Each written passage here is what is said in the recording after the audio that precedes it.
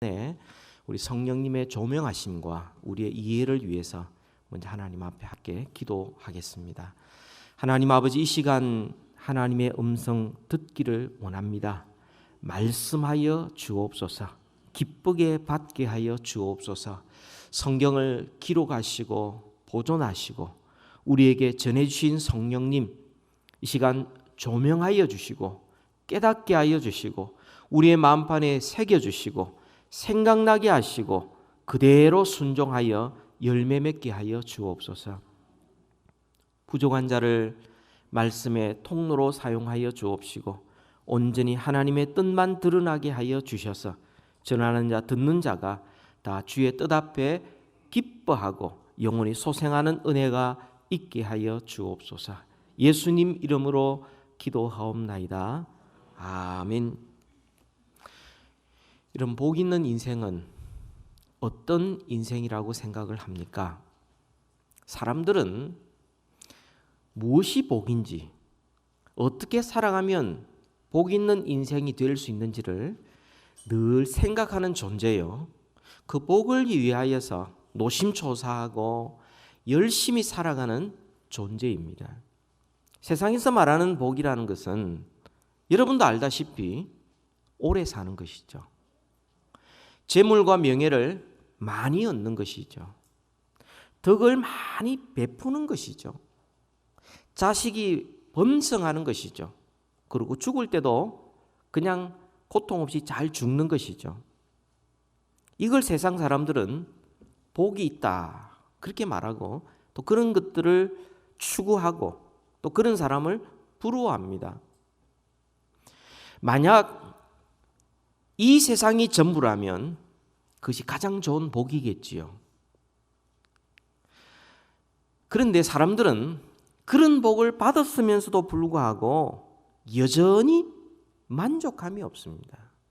이제는 다 됐다, 충분하다는 사람이 없고 조금 더 가졌으면, 조금 더 살았으면, 조금 더 많았으면, 조금 더 건강했으면, 조금 더 이렇게 했으면, 이렇게 만족감이 없는 걸 보면 그게 최고의 복은 아닌 것 같습니다. 우리가 이 세상이 전부라고 그러면은 우리가 방금 말씀드렸던 이런 복들이 참 좋겠지만, 그러나 만약 이 세상 이후의 세계가 있다, 영원한 세계가 있다, 만약 그렇다면 우리가 지금 이야기했던 이 복들이 과연 최고의 복이겠는가? 진짜 복은 이 세상뿐만 아니라 영원토록 계속되는 복이 진짜 복이죠. 거기에 진정한 만족과 기쁨이 있는 것입니다. 복 있는 인생이 어떤 것인가 알기 위해서 성경에서 복을 한번 쭉 찾아봤습니다. 신구약 성경 전체를 한번 쭉 찾아보니까 이 복에 대한 개념을 크게 두 가지 이렇게 그룹으로 이렇게 나눌 수 있었습니다. 그 첫 번째로는 복의 근원 되신 하나님을 알고 경외하는 것, 이게 진짜 복이라는 거예요. 하나님을 알고 하나님을 의지하고 하나님께 피하여 힘을 얻고 하나님의 말씀에 순종하는, 복의 근원 되신 하나님을 알고 경외함으로 결국 우리가 하나님의 그 복을 누릴 뿐만 아니라 복의 통로가 될 때에 비로소 우리가 이 땅에서 장수의 복과 또 이 땅에서 땅을 차지하는 복과 또 이 땅에서 승리하는 복이 뒤따라오는 거죠. 그러니까 하나님, 복의 근원 되신 하나님을 알고 경외할 때에 우리가 복의 통로가 되어서 그 복의 통로가 되는 수단으로 이런 땅, 자손, 또 승리, 또 소유, 이런 것들이 뒤따라오는 것입니다. 이게 주로 구약에서 많이 나타난 모습이었어요. 두 번째 그룹은 우리 주 예수 그리스도 안에서 살고 새롭게 산다는 거죠. 그리스도 안에서 죽는 것이 이게 진짜 복이다. 예수 그리스도를 구주와 주님으로 영접하고 그래서 주님이 우리의 죄를 용서하시고 하나님과 화목하게 되고, 그래서 주님을 닮아가고 성령 충만하고, 그 결과 천국을 미래에만 누릴 뿐만 아니라 지금 이 땅에 살아가면서도 우리가 누리게 되는 것이, 이게 복이다 라고 말씀을 합니다. 그러니까 성경을 복에 대한 크게 두 부류로 나눌 수 있는데, 복의 근원 되신 하나님을 아는 것과 예수 그리스도 안에서 새로 살고 그리스도 안에서 죽는 것, 이게 이 땅에서뿐만 아니라 영원한 복이다는 것을 볼 수 있었습니다. 예수 그리스도 안에서 살고 죽는 이 복, 좀 더 구체적으로 살펴보면 우리가 잘 아는 마태복음 5장에 나오는 팔복이 있지요. 이런 자가 복된 자다, 영원한 복된 자다.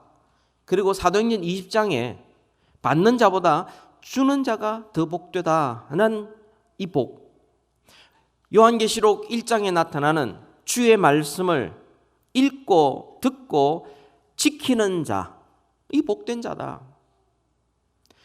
뿐만 아니라 하나님을 경외할 뿐만 아니라 예수 그리스도를 알고 그분을 그 안에서 살고 죽는, 이것이 바로 복음인데, 이 복음을 받고 복음을 누리고 복음을 전하는 것, 그래서 마침내 하나님의 즐거움에 동참하는 것, 이게 복이죠.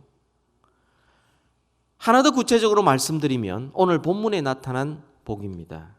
이것은 시험을 참는 자가 받는 복이에요. 참는 자가 복이라는 거예요. 이 모든 것들은 예수 그리스도 안에서 살고 죽는 복 가운데 하나의 모습인 것이죠. 이렇게 본다면 우리는 하나님 아버지를 모시고 그분을 섬기고 있으니 우리는 이미 복받은 자들이고, 이미 예수 그리스도를 우리가 구주와 주님으로 영접하여 그리스도 안에 살고 그리스도 안에서 죽을 것이니까 우리는 이미 복받은 자입니다. 여러분들이 아멘 하든 안 하든 여러분 복받은 자입니다. 오늘 이 말씀을 통하여서 시험을 참는 자가 복되다. 그래서 어떤 시험을 우리에게 닥친다 할지라도 참고 승리하여 우리의 일생이 하나님 앞에서 또 사람들 앞에서 참된 복을 누리는 그런 인생 되시기를 주님의 이름으로 축복합니다. 오늘은 두 가지를 말씀드리려고 합니다. 첫 번째로는 복의 원인과 결과가 뭔가, 두 번째로는 시험의 원인과 결과가 뭔가, 두 번째로는 이 시험에 이기는 방법이 뭔가, 두 가지를 살펴보려고 합니다. 시험을 참는 자가 복이 있나니라고 말씀을 하시거든요. 참는 자가 복이 있다라고 말씀하는데, 여러분 사람들이 왜 시험을 못 참습니까? 참지를 못합니까? 그 이유는 한 가지죠. 시험의 원인과 결과를 모르기 때문에 그렇습니다. 원인을 모르면은 대처할 수가 없어요. 방법이 없습니다. 그리고 그 결과를 모르면은 인내할 수가 없어요. 참을 수가 없습니다. 그러니까 원인과 결과를 정확하게 알면 우리는 시험을 참게 되고, 시험을 참는 자는 정말 복된 인생을 살아갈 수 있는 것입니다. 시험의 원인과 결과가 무엇인가? 여러분, 보통 시험을 만나면 사람들이 어디서 원인을 찾습니까? 시험을 만나면 그것이 고통으로, 육신으로, 경제적으로, 어떤 인간관계로, 여러 가지 모습으로 여러 가지 시험이 우리에게 닥칠 때에 사람들이 그 원인을 어디에 찾습니까? 그 원인을 많은 경우에 어쩔 수 없다, 모르겠다. 또 하나는 이 모든 시험은 하나님이 허락하셨으니까 나도 어쩔 수 없지, 그냥 시간이 해결할 수밖에. 또 조금 성경을 안다는 사람들은 시험을 만날 때 이렇게 말합니다. 하나님이 치신다. 하나님이 치신다.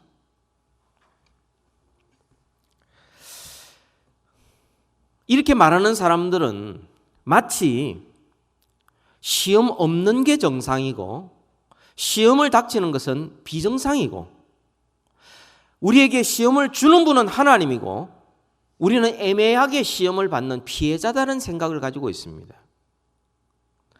이런 생각을 가진 사람들에게 오늘 본문 야고보서 1장 13절부터 15절까지 해서 16절까지 해서 우리에게 분명히 말씀하고 있습니다. 우리 16절을 한 구절만 읽읍시다. 시작. 내 사랑하는 형제들아 속지 말라. 그건 사실이 아니기 때문에 그렇습니다. 하나님이 우리를 치신다. 하나님이 우리를 시험한다. 그 사람도 그 여건도 그 모든 형편도 궁극적으로는 다 하나님이 허락한 게 아닌가. 그러니까 하나님이 주신 것이다. 그건 사실이 아니라는 겁니다. 속지 말라. 사람들이 스스로 속습니다. 왜냐? 하나님을 몰라요. 자기 자신을 모릅니다. 그래서 치신다고 이야기하죠.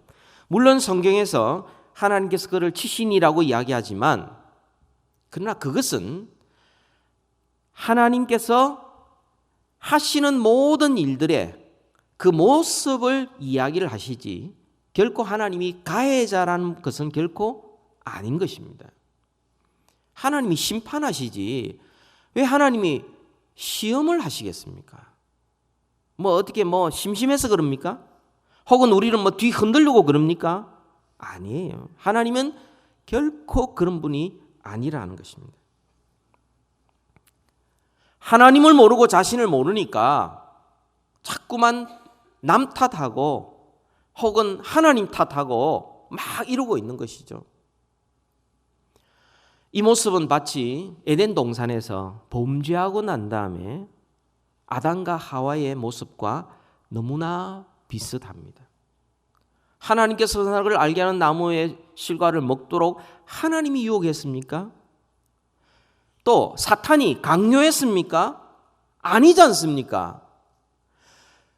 하나님이 하신 게 아닌데 결국 이 하와도 이 아담도 다 하나님 탓으로 돌립니다. 뱀이 그랬습니다. 하나님이 나에게 주셔서 함께한 그 여자가 나에게 주셔서 그랬습니다. 여자 탓하고 있지만 사실은 하나님 때문입니다. 그러고 있는 거죠. 속지 말아라. 속지 말아라. 그건 사실이 아니다. 하나님이 어떤 분이고 우리가 어떤 존재인지를 안다면 속지 않을 것이고 시험을 제대로 우리는 참고 견뎌서 마침내 승리할 것이다. 그렇게 말씀을 합니다. 하나님은 시험의 제공자도 아니고 유혹하시는 분도 아닙니다. 하나님은 어떤 분입니까? 악에게 유혹받지도 않고 또 친히 시험하지도 않습니다.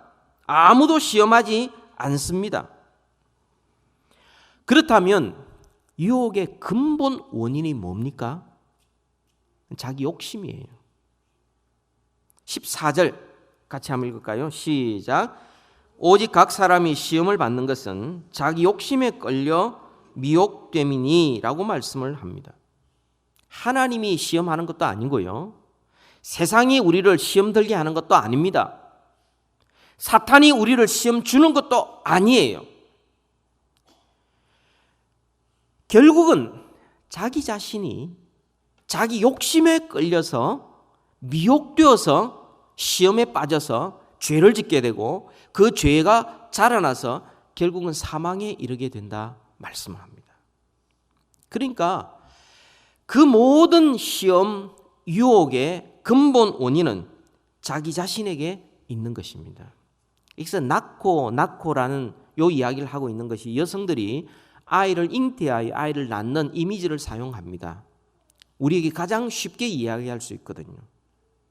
임신하면 아이가 자랍니다. 그러면 아이가 태어나게 돼요. 그것처럼 유혹이 우리에게 있으면은 죄를 짓게 돼요. 죄가 자라가서 결국 죄의 결과로 사망에 이르게 된다는 겁니다. 이건 마치 이 미혹받아, 자기 욕심에 끌려 미혹받아라는 것은 여러분 물고기를 잡을 때 사용하는 낚시 바늘과 같은 역할을 합니다. 있는데 내가 낚시 바늘 같은 모양으로 갖고 있으면은 그것이 있는데 그걸 콱 물 때 그걸 그냥 콱 붙들어 버리는 거예요. 그러니까 한번 빠지면 헤어나올 길이 없습니다. 그게 그냥 꽉 묶여서 얽매여 가지고 죄를 짓지 않고는 견딜 수 없게 되고 그 죄를 짓다 보면은 커져 가지고 나중에 15절에 사망에 이를 때까지 그 죄에 매여 있게 된다는 겁니다. 어렸을 적에 저 동생이 아주 어렸을 때입니다. 초등학교도 안 들어갔을 때 그때 놀 게 있습니까? 낚시 바늘을 가지고 놀다가 입에 넣었어요. 입에. 그러다가 입에 걸렸어요. 형이라고 찾아온 거죠. 제가 할 수 있습니까?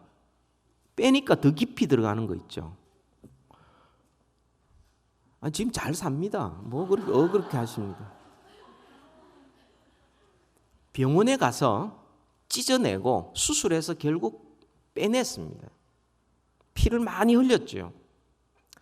자기 욕심에 끌리면 피를 보고 결국 사망에 이를 때까지 놓치지 않습니다. 원인이 어디에 있느냐? 자기 욕심에 끌려 미혹되는 것입니다. 결국 시험은 남이 주는 것이 아니라 내가 덥석 무는 것이 시험입니다. 그게 죄입니다. 여러분,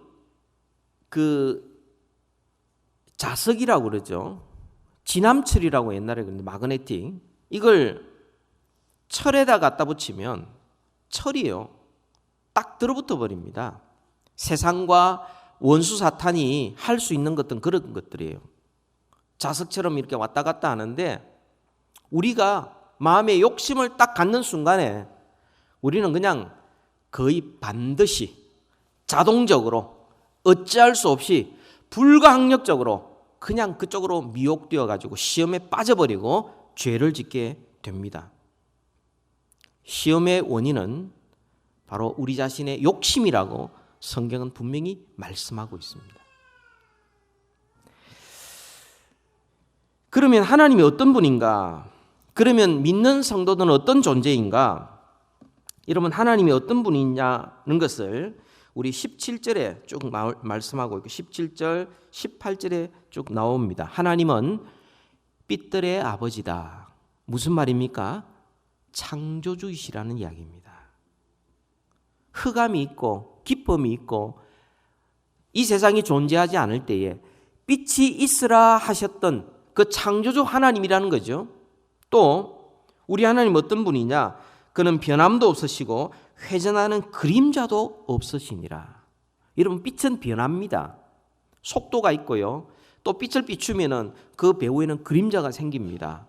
그렇지만 우리 하나님의 변함없으신 하나님, 그 하나님을 묘사할 때에 하나님은 변함이 없으시고 그리고 회전하는 그림자도 없으시는 불변하시는 하나님 것을 말씀하고 있고요. 그 다음에 또 우리 하나님은 어떤 하나님이냐? 18절 하반절에 자기의 뜻을 따라 진리의 말씀으로 우리를 낳으셨느니라. 자기의 뜻을 따라 진리의 말씀으로 우리를 낳으셨다 말씀을 합니다. 하나님은 창조주시요, 하나님은 불변하신 분이요, 그리고 하나님은 우리를 낳으신 분이라는 거죠. 그러면 그리스도인들은 어떤 존재입니까? 그리스도인들은 하나님의 피조물인데 우리는 피조물이지만 본질상 진노의 자녀의 상태입니다. 하나님 앞에 믿음으로 반응할 수가 없어요. 우리 스스로 회개할 수가 없어요. 마치 주님께서 그 흑암 가운데서 빛이 있으라 하셨을 때 빛이 있었던 것처럼 본질상 진노의 자녀 가운데 있는, 죽은 자 가운데 있는 죽은 우리들을 향하여 생명이 있으라 말씀하셨을 때 우리는 비로소 살아나기 시작했습니다. 우리는 새로운 피조물이 된 것이죠. 우리는 거듭나게 된 것입니다. 위로부터 우리는 다시 태어나게 된 것이죠.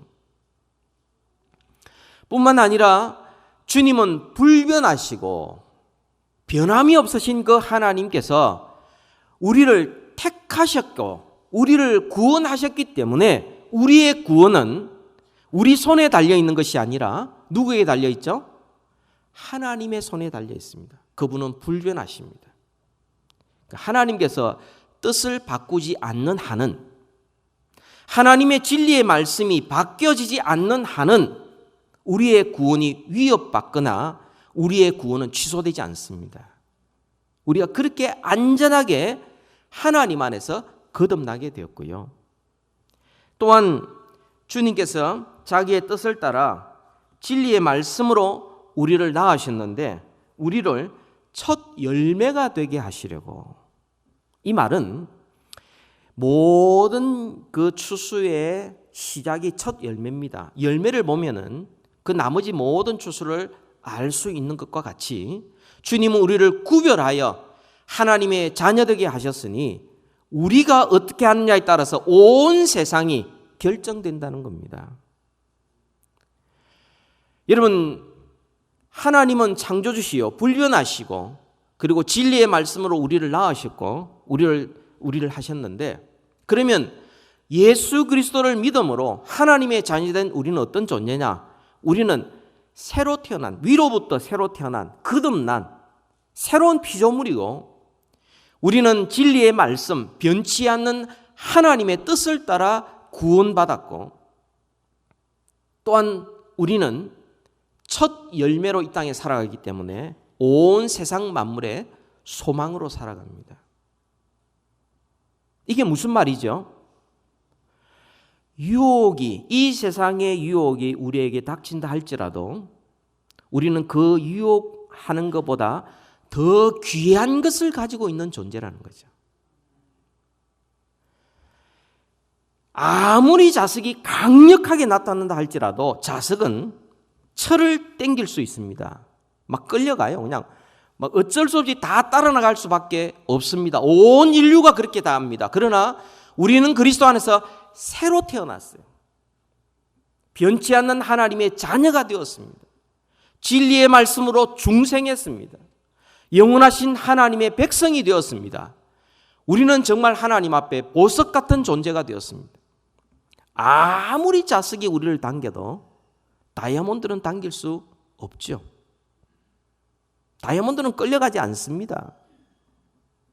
유혹이 우리 앞에 아무리 널쳐 있어도 우리는 그 하찮은 것 때문에 그것 잡으려고 욕심부리다가 죄를 짓고 죄를 지어서 결국 사망에 이르는 그런 어리석은 일을 할 수가 없습니다.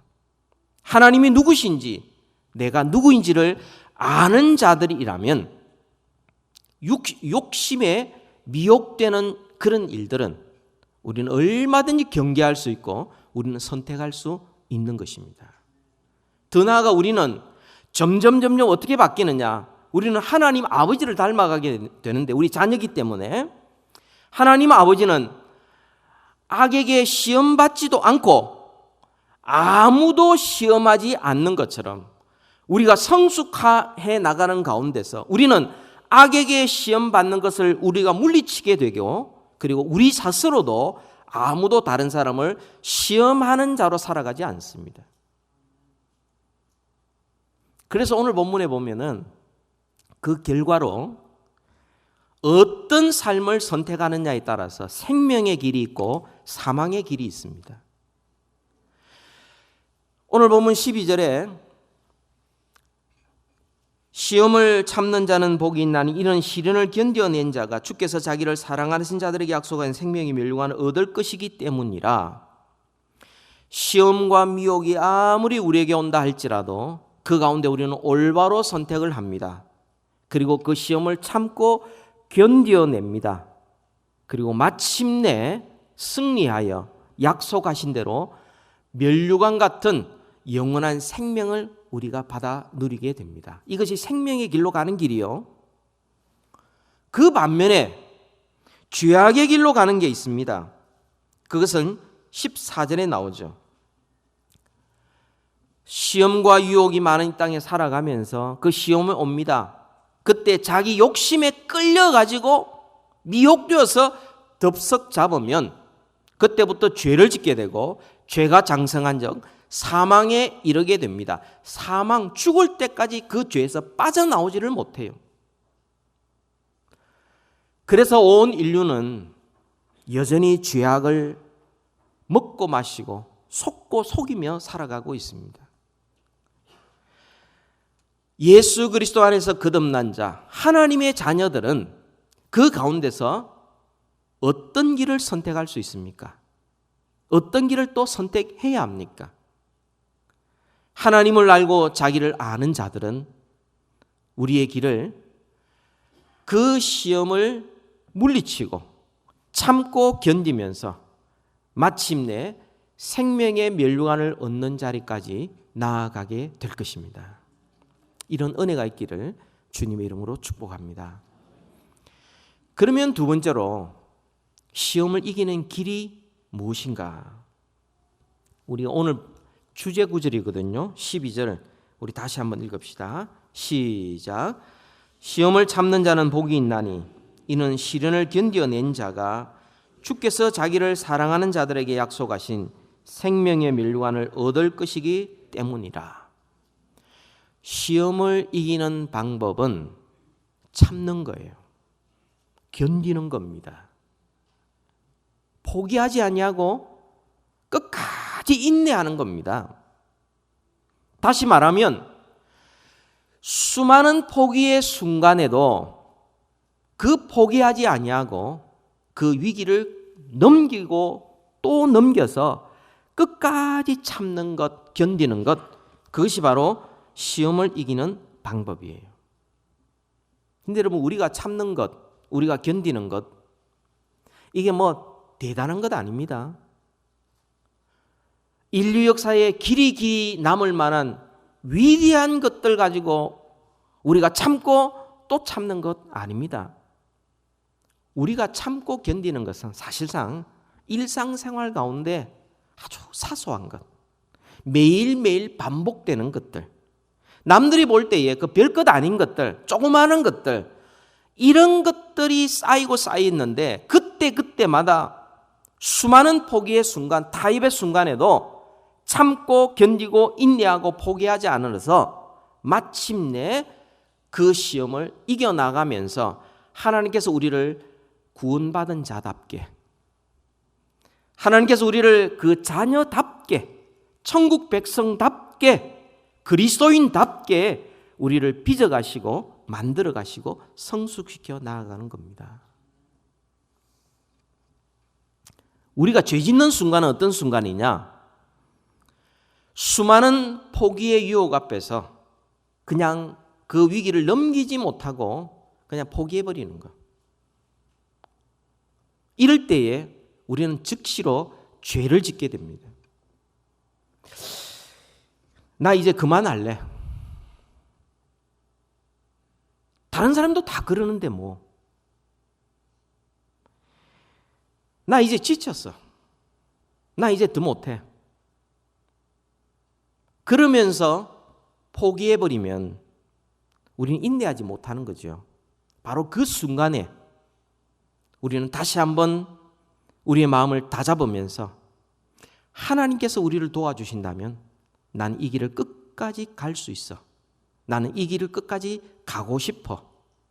하는 순간 우리는 그 포기의 순간을 뛰어넘어 견디고 참고 인내하고 마침내 승리할 수 있는 겁니다. 여러분, 우리가 참는 것이 사실은 큰 거 아니지 않습니까? 우리 자신에 대해서 참는 거죠. 우리가 다음 주에 우리가 또 살펴보겠지만 이 말 한마디를 참는 거예요. 하고 싶은 말이 있죠. 그냥 던져버리고 싶은 말들이 있죠. 근데 그 말을 내가 참고 견디는, 그게 인내예요. 저 사람이 나한테 했으니까 떼봐가지고 나도 한번 해보자. 나 이따 더 이상 못 참겠어. 해버리고 말 거야. 그때부터 인내하지 않게 되고 그 다음에 죄악의 길로 가기 시작하는 겁니다. 말뿐만이 아니죠. 우리는 시간과 재정을 관리하는 것도 그렇습니다. 또 우리 감정을 조절하는 것도 그래요. 막 분노가 막 일어나고 말이죠. 막 이럴 때, 그때 한번 내가 폭발시키려고 하는 그 순간을 내가 참는 겁니다. 그게 참고 또 참아서 우리는 마침내 인내할 수 있게 된 것이죠. 그게 우리의 성품이 되는 거예요. 어떤 사람은 기도 잘하는데 화는 혼자 다니는 사람들이 있어요. 이 사람 이미 진 사람이에요. 운전을 할 때에도 그렇습니다. 운전에 있던 습관 같은 것들, 참고 또 참는 거죠. 막 빨리 가고 싶고, 내가 뒤에서 클락션 누르고 싶고, 막 끼어들게 하고 싶고, 막 이런 순간에 내가 참고 또 참는, 그걸 통해서 하나님께서 우리의 인격을 빚어가시는 거죠. 뭐 대단한 것, 뭐 인류 평화를 위해서 우리가 참고 견디고 하는 거 아니지 않습니까? 부부 사이에도 마찬가지죠. 부부 사이에 서로 이해하는 것, 참고 또 참는 거예요. 뭐 아직도 뭐 30년 지났는데 서로 뜨겁게 사랑해서 그래서 부부 사이를 잘한다. 물론 그런 분 계시겠죠. 그러나 그 부부가 함께 정말 생활을 잘하려면 참고 또 참고 상대방 입장에서 한 번 더 이해해주고 내가 먼저 그 사람을 존중해주고 하는 이런 것들이 쌓이고 쌓여서 우리의 가정이 온전히 지켜줄 수 있는 거죠. 직장 내에서 우리의 동료나 우리의 상사나 우리의 직원들한테도 하는 것도 마찬가지입니다. 우리가 그 조그마한 한 가지의 어떤 정직한 태도, 그 말, 또 남들이 보든 안 보든 나에게 주어진 일을 성실하게 행하는 그 태도, 상식의 수준에서 내가 그 일을 감당해 주는 이런 것들이 쌓이고 쌓여서 우리는 시험을 이기게 되고 마침내 승리할 수 있는 것이죠. 복된 인생으로 바뀐다는 것이 뭐 대단한 큰 일을 만나서 이겨서 되는 것이 아니라 매일 매 순간 조그마한 것들을 이기면서 견디면서 인내하면서 포기하지 않는 가운데서 마침내 우리는 하나님을 닮아가고 성숙해 나가게 되는 것입니다.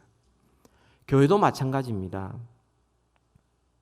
여러분, 교회 신앙생활의 성숙이라는 것이 뭐 성경을 뭐 100독을 200독 막 1000독을 하고 막 기도를 몇 시간씩 하고 막 방언을 하고 막 이렇게 막 봉사를 하고 눈에 띄게 하는 이런 것들을 통하여서 하나님이 우리를 빚어 가시는 것이 아니라 내가 먼저 다른 사람을 존중해 주는 거, 내가 먼저 찾아가서 손 내밀어 주는 거, 그죠?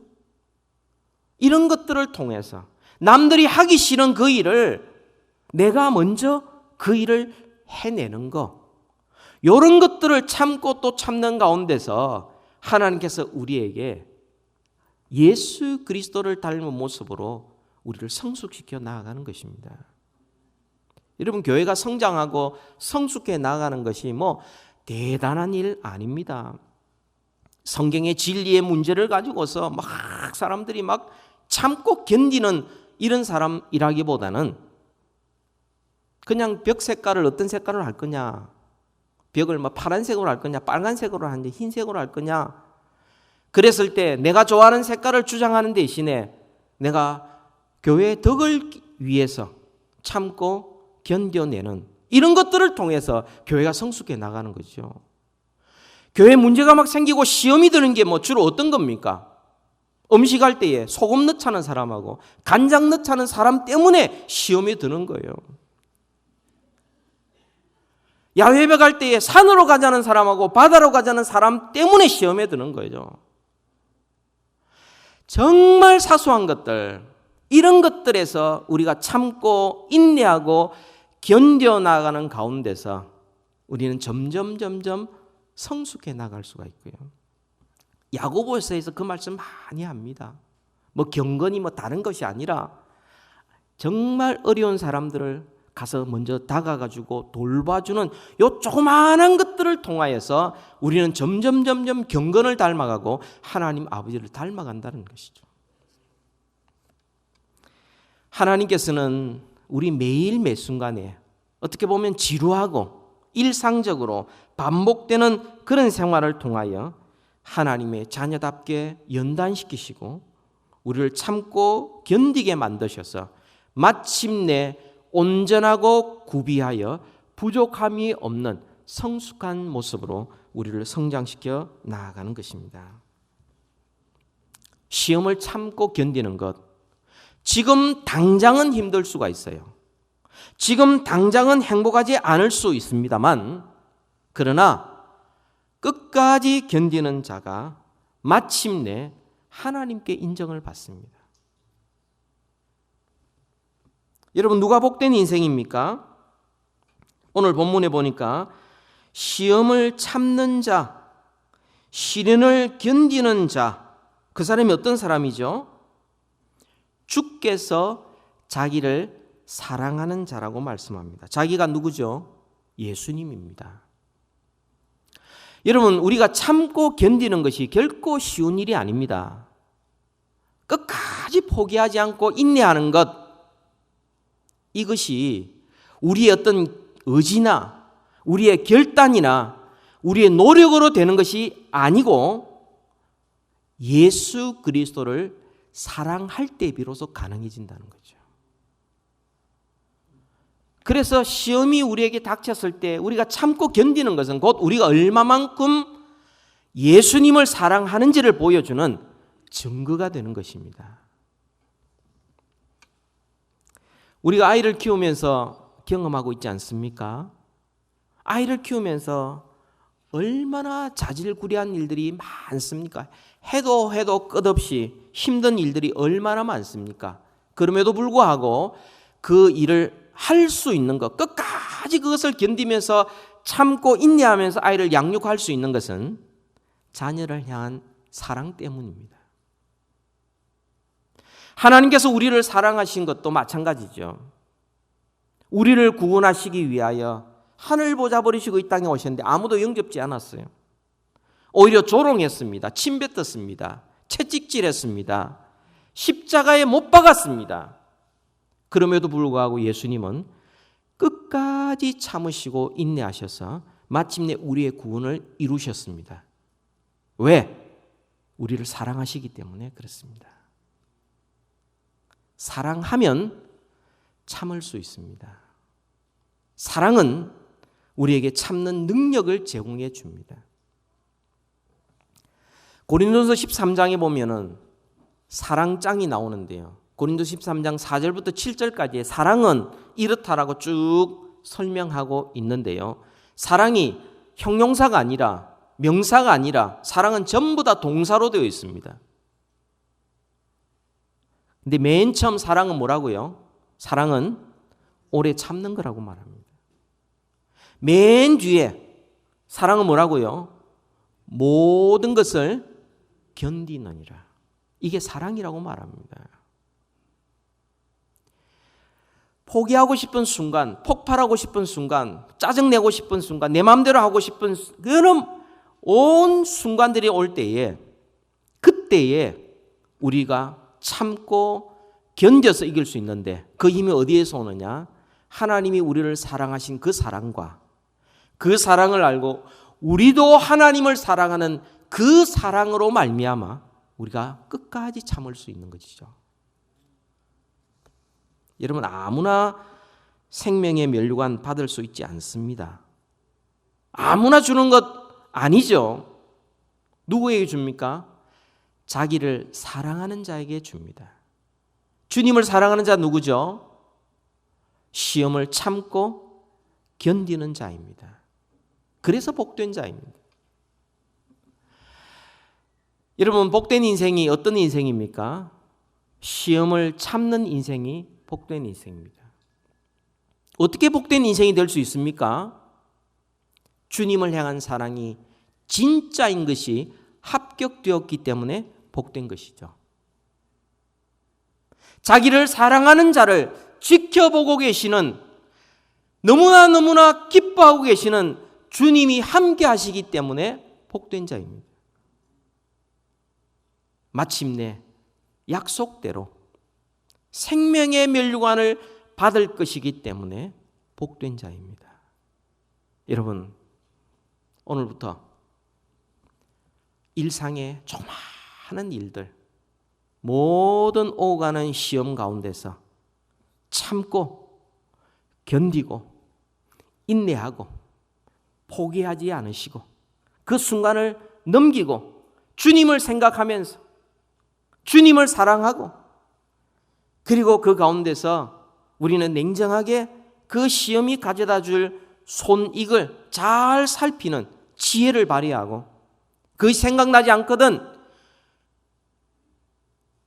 후히 주시고 꾸짖지 아니하시는 하나님 앞에 지혜를 구하고 더 주님 사랑하셔서 모든 시험을 참고 견뎌서 마침내 생명의 면류관을 다 받아 누리는 우리 모두 되기를 주의 이름으로 축복합니다. 우리 같이 한번 기도하십시다. 이 시간 기도하면서 하나님,